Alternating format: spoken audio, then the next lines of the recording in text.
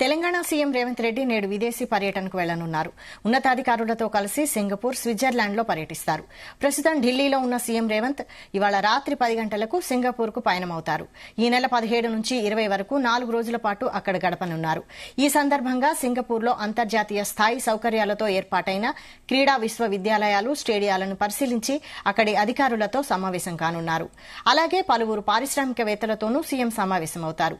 అనంతరం ఈ నెల 20న స్విట్జర్లాండ్ వెళ్లి అక్కడ 4 రోజుల పాటు పర్యటించనున్నారు. ఈ పర్యటనలో భాగంగా దావోస్లో జరగనున్న ప్రపంచ ఆర్థిక సదస్సులో పాల్గొంటారు. గతేడాది తొలిసారి దావోస్కు వెళ్లిన సీఎం రేవంత్ రెడ్డి 40,232 కోట్ల పెట్టుబడులకు సంబంధించిన ఒప్పందాలు చేసుకున్నారు.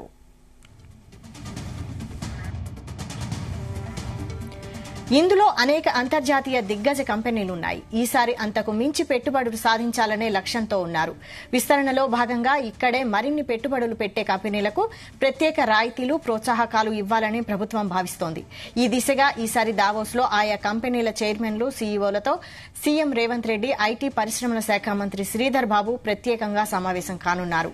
అలాగే భారత్లో పెట్టుబడులకు సిద్దమవుతున్న విదేశీ కంపెనీలు తెలంగాణకు తొలి ప్రాధాన్యం ఇవ్వాలన్న లక్ష్యంగా ఈసారి దావోస్ సమావేశంలో తెలంగాణ పెవిలియన్ పేరుతో ప్రత్యేక వేదిక ఏర్పాటు చేస్తున్నారు. ఈసారి దావోస్ సమావేశాల్లో 50,000 కోట్లకు పైగా పెట్టుబడులకు సంబంధించి ఒప్పందాలు కుదుర్చుకోవాలని ప్రభుత్వం లక్ష్యంగా పెట్టుకున్నట్లు తెలిసింది. దావోస్ పర్యటన అనంతరం ఈ నెల 24న సీఎం హైదరాబాద్ చేరుకోనున్నారు.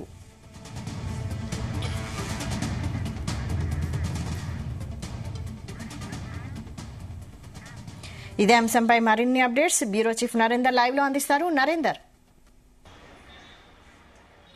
రైట్ వైశాలి, దాదాపు నిన్న హైదరాబాద్ నుంచి వెళ్ళినటువంటి సీఎం రేవంత్ రెడ్డి నిన్న కొన్ని కార్యక్రమాలు పూర్తి చేసుకున్నారు.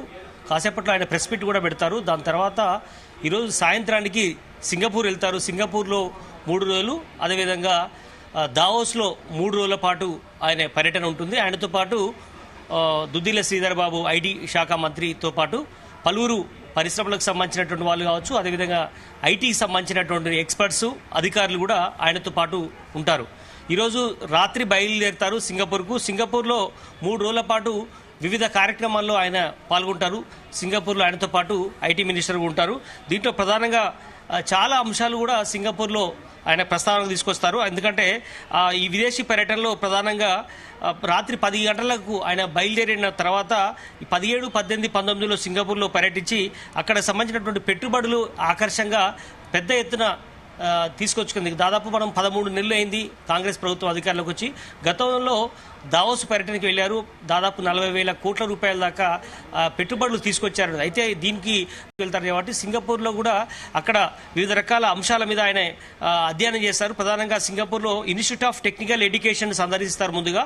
దాని తర్వాత నైపుణ్య అభివృద్ధికి సంబంధించినటువంటి యూనివర్సిటీని, అక్కడ ఉన్నటువంటి కోర్సులు, విధానాలు అన్ని కూడా ఆయన చూస్తారు. ప్రధానంగా తెలంగాణలో యంగ్ ఇండియా స్కిల్స్ సంబంధించినటువంటి యూనివర్సిటీకి సంబంధించి సహకారం పొందేందుకు సింగపూర్లో ఆయన ఇక్కడ సందర్శిస్తారు. ఇక్కడ ఐటీఐతో ఒప్పందం కూడా చేసుకుంటారని కూడా సమాచారం అందుతుంది.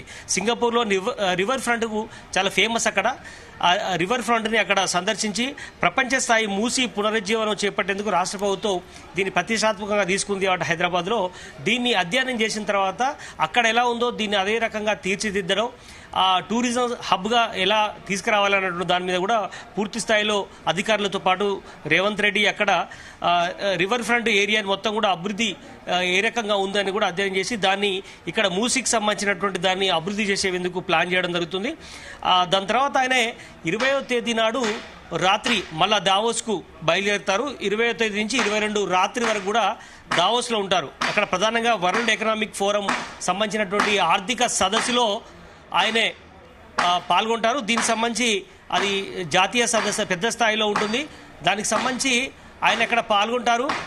ఇక్కడ పెట్టుబడులు గమ్యస్థానంగా తెలంగాణకు ప్రపంచ స్థాయి తీసుకొచ్చేందుకు పెద్ద ఎత్తున అక్కడ పెట్టుబడులు రాబట్టేందుకు దావోస్కు ఆయన వెళ్ళి అక్కడ పెద్ద ఎత్తున సదస్సులో పాల్గొనే అవకాశం అయితే కనిపిస్తుంది. అదేవిధంగా మనం ఇంతకుముందు మాట్లాడినట్టుగా 40,000 కోట్ల రూపాయలు గతంలో పోయినప్పుడు మన 6 months బ్యాక్ వెళ్ళినప్పుడు ఆయన పెద్ద ఎత్తున పెట్టుబడులు ఆకర్షించేందుకు ఆయన చాలా కంపెనీలని మాట్లాడారు, అధికారులతో ఆయన చర్చించారు. చాలా వరకు పెట్టుబడులు కూడా వచ్చాయి.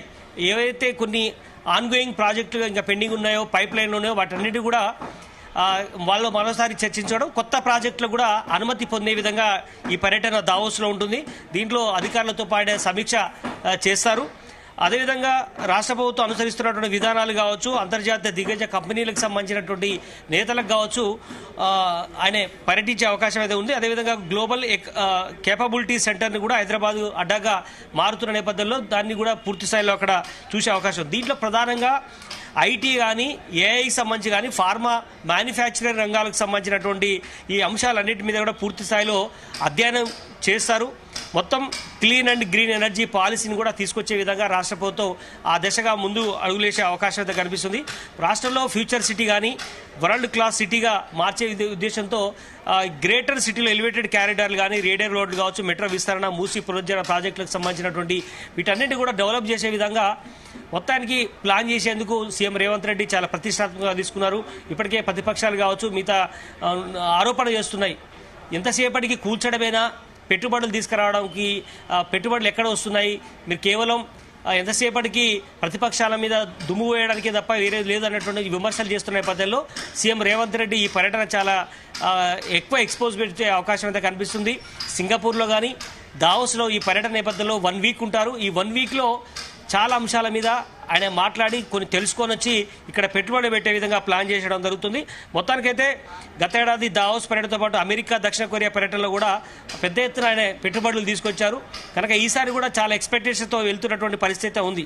దేశంలో అద్భుతమైనటువంటి ఆర్థిక వ్యవస్థగా తీర్చిదిద్దేందుకు ఖచ్చితంగా తెలంగాణ ఒక రోల్ మోడల్గా ఉండాలి, ప్రపంచ పటంలో తెలంగాణను గుర్తుంచుకునే విధంగా ఉండాలని రేవంత్ రెడ్డి పదే పదే చెప్తున్న నేపథ్యంలో ఖచ్చితంగా ఈ పర్యటన దోహదపడుతుందని కూడా రాష్ట్ర ప్రభుత్వం చాలా ఎక్స్పెక్ట్ చేస్తోంది. అందుకే ఆయనతో పాటు శ్రీధర్ బాబు, సీఎం రేవంత్ రెడ్డి, అధికారులు అందరూ కూడా వెంటనే తీసుకెళ్తున్నారు. చాలా వరకు అక్కడ చూసి వచ్చిన తర్వాత రాష్ట్రానికి మేలు చేసే విధంగా ఏ రకంగా ఉపయోగపడితే ఆ రకంగా చేయాలన్నటువంటి ఆలోచనతో వస్తున్నారు. ఇప్పుడు ఈ రాత్రి బయలుదేరుతారు. ఇప్పటికే ఢిల్లీలో పలు కార్యక్రమాల్లో రేవంత్ రెడ్డి పాల్గొన్నారు. దాని తర్వాత వచ్చిన తర్వాత 24th వచ్చిన తర్వాత ఆయనే జిల్లాల పర్యటన కూడా ఉంటాయని కూడా చెప్తున్నారు. 26 నాడు జనవరి 26 కార్యక్రమం అయిపోయిన తర్వాత, జెండా ఎగిరించిన తర్వాత మళ్ళీ జిల్లా పర్యటనకు వెళ్ళే అవకాశం అయితే కనిపిస్తుంది. హైదరాబాద్లో ఆయన ఉన్నటువంటి ఫ్యూచర్ సిటీ కావచ్చు, ఫోర్త్ సిటీ కావచ్చు, ఇట్లాంటి అన్నింటి మీద పెద్ద ఎత్తున ఫోకస్ చేయడం, నిధులను సేకరించే పనిలో చేసేందుకు పెద్ద ఎత్తున ప్లాన్ అయితే జరుగుతుంది. మూసీ రివర్స్ ఫ్రంట్ సంబంధించినటువంటి దాని మీద కూడా ప్రత్యేకించి ఆయన ప్లాన్ చేయడం జరుగుతుంది. అందుకనే ఈ పర్యటనను చాలా ప్రెస్టేజ్గా తీసుకున్నట్టుగా అర్థమవుతోంది. Vaishali. Right, thank you Narender.